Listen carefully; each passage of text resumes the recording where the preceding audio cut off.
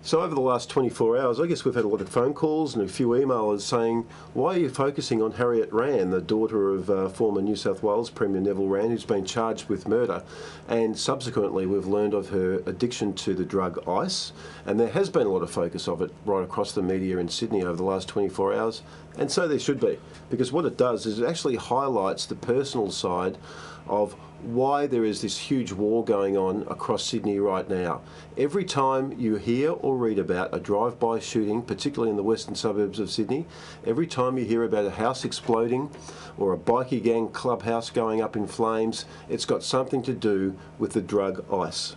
And this is involving human excrement, scum, who've decided that the way they're going to make their money is by hiring cooks and using standover people making this stuff, because they know there's a demand for it. And there's a demand for it not just from people who might be on the edges of society. This is somebody who had all the advantages, who was from a good family, had plenty of money, all of that, yet she got swallowed up by this stuff, which everyone says, and you talk to the experts, we've done it today, if you've got a little bit of a problem, a self-esteem problem, depression, whatever it might be, you take this stuff and it makes you feel fantastic, gives you this huge rush. Makes you feel invincible. It makes you feel invincible. So, of course, once young people take that stuff, they think, oh, this is... And they're not getting the message that the end of that road is that you end up in a crack den surrounded by stuff and potentially losing your life and being involved in crime to just... And this, remember, this murder charge that's and it's still got to work its way through the courts,